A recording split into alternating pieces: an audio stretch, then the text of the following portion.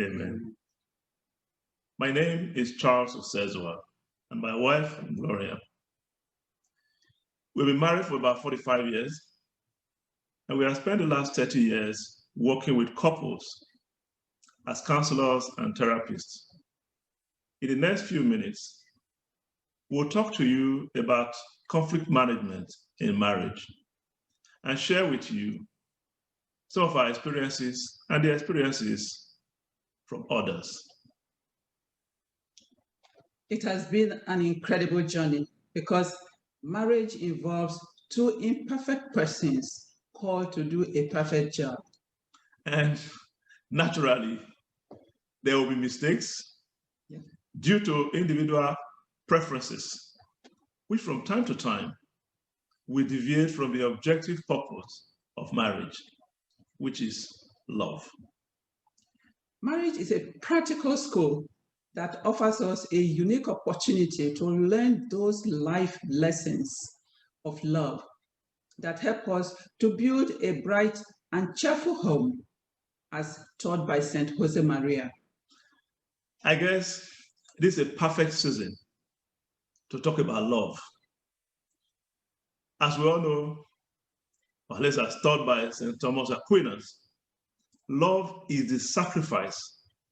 The goal of conflict management is to understand what went wrong and how to make the next conversation more constructive, aligned with the objective purpose of marriage. Conflicts, like we said earlier, will come. And managing it, therefore, is not about scoring the point or trying to win. No, your marriage is greater than that. The idea is really understand how it happened, because two are on a journey, and there's bound to be some infractions. But if we find out what happened, then we learn from it, and we take it from there. So we'll be more conscious of it. And if you like, we drive more straightforwardly. You will know that you are driving well when you are happy, because your wife is happy. If you're, it's like you and I, we watch this football and all this good stuff. When our team score, we're happy. If my wife is happy, it automatically makes the whole house happy. So I'm happy and everybody's happy. So you have that bright and cheerful home we talk about. So I will not over elaborate, but I was going to give more example. Let's take it from there. What is marriage? Marriage is to enable couples grow in love and become lovers. This happens when we habitually and in freedom make those necessary sacrifices for the good and happiness of our wives. And this happens in the varied circumstances of our lives. Because at every point, the question is, do you love me? We are reconfirming that promise we made on our wedding day. Every moment, do you love me? Do you prefer me to this other thing or this other person? Those are the points on which conflict will occur. Let me put it for clarity. I like to, I'm talking to parents whose children are in school, but let's look at marriage as a school for a moment. We go to school to acquire knowledge. And to do that, we acquire discipline by attending classes, making the necessary sacrifices again and again to attend lecture, pay attention, and learn. And of course, to confirm we are learning, we take exams. The same thing is expected in marriage, or exactly, marriage is more like that. Like school, we grow in knowledge by learning. In marriage, we grow in love by loving. And so, this love is going to be tested again and again. And as we make decisions to do the good that we are expected to do with our freedom, we grow in love. It becomes habitual. But more often than not, of course, we say we give in to human weaknesses. selfishness sets in, pride sets in, something triggers it. I do not want to do this today, or I can't do it. I know Gloria wants something, but okay, for my comfort, I sit down. Or I know something, I expect her to do it. Okay, so that's where conflict comes. Conflicts occur because I weaken, I give in to my own desire rather than preoccupying myself with the good and happiness of my wife. And there's also when there's a deviation from the objective goal, there's conflict. I mean, that's the bottom line. So what I want us to remember before we go into just to give an example, is that conflicts will occur whenever we make decisions contrary to the goals of marriage. And that's important for us to remember. And we can always test, when there's an issue, to test it. Ask ourselves, is what I'm doing or what I did for the good? Will it give my wife happiness? Or will it make her happy? And will it strengthen our union? I call it, for those of you who are Rotarian, it's like the three-way test for marriage. Now, just to put, I mean, there are so many things one come across in life that cause conflict in marriage. One of the more common one is in-laws. We talk a lot about in-laws and how they interfere in marriage. We talk about money, talk about sex. Let me just use a few of them to see if the points, so we can make the point I'm trying to, clarify the points I'm trying to make. In-laws, my parents, my wife's parents, we love them. What do I mean? I love my parents, they love me. But in marriage, my wife now needs to love my family to grow, and because she loves me. Now, if I go to my parents and complain about my wife, I already set a situation for her to fail. And this sooner or later will bring frustration because she's struggling and nobody's appreciating it. So my responsibility, I tell you what we did in our marriage, because it's always a call. So once your wife is branded as a bad woman, it is you that is not doing well because you chose her. And if she's not doing well, it means you were a bad judge to start with. And you make your parents, this woman doesn't make my pikin happy. Because that's the objective purpose of marriage. Happiness is the currency of marriage. Now, so if you are not happy in your marriage, people are complaining, something is wrong. So you re-examine yourself. Is what I'm doing consistent with the goal? Now, there's a tendency to go into lecture, but let's go back into conflict. When you do that in your marriage with your parents, you go and complain to them and tell them, oh, what your wife has done and what's not doing well and what's not doing, you diminish her and you diminish yourself. Because instantly two things happen.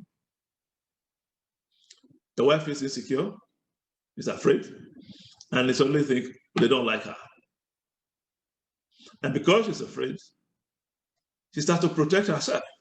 So the whole idea of openness in marriage, which is one of the key pillars of successful marriages, you've closed it. She can't trust you because this is what you are discussing about her to your parents. And these are some of the ways we create that environment that it becomes toxic. And love to grow becomes difficult.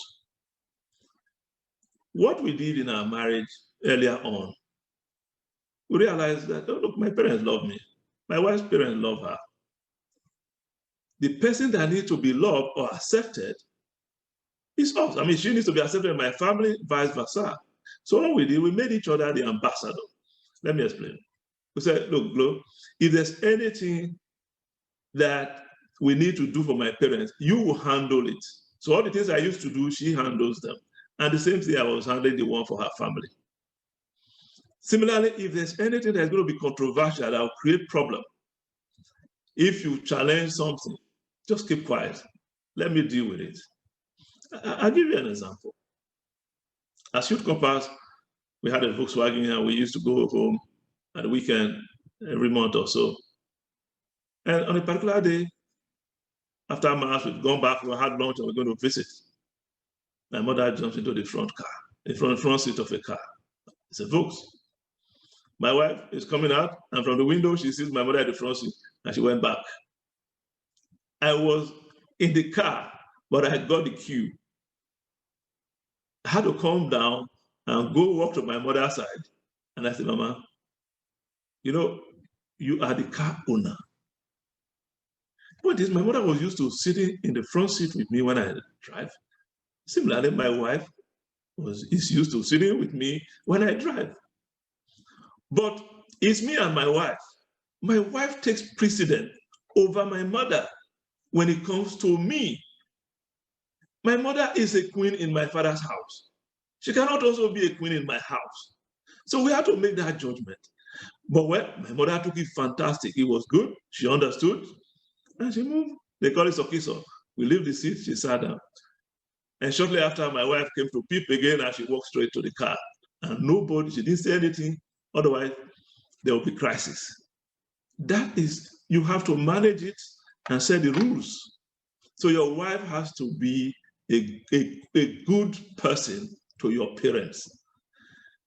Very important. And of course, infringement will come. If it does come, learn to forgive quickly. Don't go to bed with a grudge in your mind. She's your friend. You picked her by yourself, even if she was imported for yourself. People grow in love by loving. So learn to forgive. And if there are infringements that are going to your parents or relatives who will naturally take side, go to your parish priest or go to your marriage sponsors. If you don't feel too comfortable, then talk to a professional. There are professional counselors and therapists. I'm sure your parish priest can point you to one. What does it help you to do? It helps you to free yourself and start the healing process. Start healing quickly so you can bond. Look, guys, for happily married couples, what do? They are always looking for each other. They want each other's company. So studies tell us very clearly, for those who are happy they are married, they turn to each other about 83% of the time. They're talking to each other on the phone. I mean, they are looking for each other. They want each other's company. For those who don't, whose marriages are likely to fail, you find that they hardly do. They do it about 33% of the time. And these are some of the statistics that tell us bonding is critical in marriage. There has to be emotional bonding. Find something and things to do with your wife. Is the key. It's what you were doing before you got married. Don't give it up now. I mean, I tell you, hey, we've been married for 5 years, just about. I still go on date with my wife. I call her during the day, and if it's possible, we have lunch together. And when I get back home, exhausted or whatever, after dinner and all the rest, the kids have gone to bed, spend some time just to unwind, just to talk about the day. Shoot the breeze if you like. Become friends again. And renew, make up for the times you were away during the day. There's no alternative to it really. So find those ways to bond, talk to each other, call each other during the day. So communication is the key, is the lubricant that keeps your relationship going. What other thing brings conflict? Money. We have this myth about you don't let your wife know how much you earn. He will look down on you. Hey, guys, okay. I shared that view for a long time myself. Yeah, it's a sense of macho. Okay, I give her what she, okay, what do you need, my dear? But you are struggling. Sometimes she doesn't even know you don't have money anymore. But now you are in pain and struggling to meet an end that you can hardly make, so you're under stress. We struggle. But I learned, I'll tell you, later in marriage, thank God, not too long. By the time we finished university, we were working here in Houston. It became very clear. My first employers made it clear to me. Let me not say they told me directly, but on reflecting on the incident, I tell you, my wife was interviewed at the third stage of my interview. I were curious. Why? They wanted to know what, because I was going to be going offshore drilling rig. They wanted to know, on the drilling rig, they wanted to know whether she was psychologically ready to manage the house when I'm away. And two, how much she needed to manage my affairs. It was a policy it was a company's policy that I authorized them to pay her that portion of my income. And of course, it took a while. But after that incident, it was clear to me. I go to work every day to work for my family, my wife, and my children. So I'm a representative in my office for my family. So we came to this conclusion at some point. Hey, in life, it swings. My wife at some time was the chief breadwinner. She was any more than me. But most of the time I was. But fortunately, we realized and appreciated my money, her money is the family money. And we decided, hey, you know what? We're going to have, it's a project, and all the money, just like in a business, goes into the account department, is managed there. So we have a budget and plan. And that also strengthens relationship. How you implement and execute it is a matter of detail. You decided, but at least plan together and execute. Sex, yeah, people complain about sex or my wife. Yeah, we have to be, smart about it. I put it this way. We come home, we think, yeah, my wife has been there, I'm married. And each time I want sex, she put out. Maybe. I don't know that's your experience. But more often than not, your wife is also working. Maybe at home. She's been busy with everything. Is exhausted. She's been frustrated by so many things during the day. You have not even taken pain to talk to her and know how she's feeling and all this. Or maybe you even did something you offended her, but you expect her to put out. How can she? Well, you have to work your way into it. And again, I go back to communication. Talk to her. I use the example, I don't know whether you guys have seen those, the cock and the hen, they dance. The hen will chase the hen and they dance around it and they play again and again until you get to happily ever after. But guys, we have to work towards it. If there's an infringement, find out from her, why are you moody, my dear? What's the problem? Talk to her. And as you understand, then you are able to empathize and help to find the right solution. When she's happy with you, hey, you're friends. And it will happen naturally. So there's so much to be said. But the cock and the hen, I always say, it's a perfect example. You can overcome, if there's an infringement, apologize. If she offended you, forgive and start from there. Where else do we find conflict? Some of us have old flames, our old girlfriends, or some old habits that we keep. We want to keep them secret.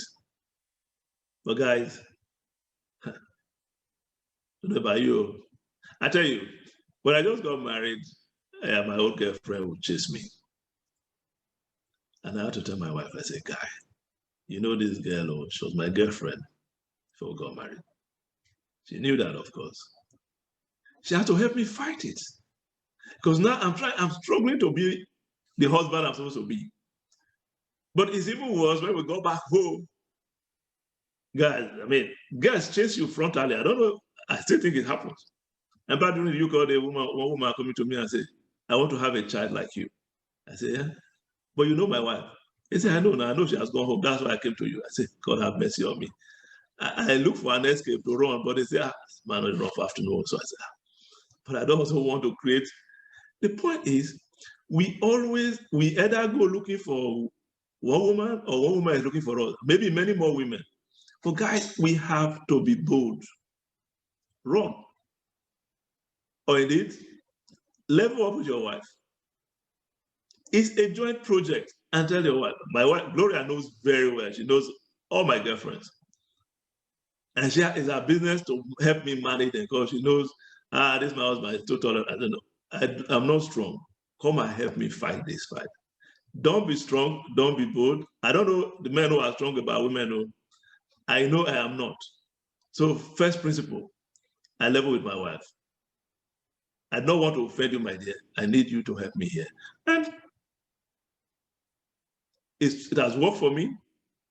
I think the best thing is be honest and sincere with your weaknesses. When you hide it, it always comes back to bite you. Thank you. I guess we can conclude by saying conflicts in marriage will come. They are inevitable. When they do come, reflect. And if you are wrong, take responsibility and apologize. I mean, so you can start the healing process. And when you do this, you start to bond again. Remember, your marriage will thrive when there's openness, vulnerability. But vulnerability only happens when there's trust. So the quicker you're able to forgive each other, you're able to forgive your wife and your husband of the infractions, then you start to heal and bond. And once you are together, you strengthen your union, and love flows and grows. And your marriage is stronger for it. Well, therefore, you have to develop shared interests because these are channels that will help, that strength of the couple to come forth. Develop shared interests and build that emotional bond that will sustain your married love. It comes with good effort. If we don't strive for it, it will not happen. But it helps to alleviate, to alienate from those conflicts that will render our relationship sterile.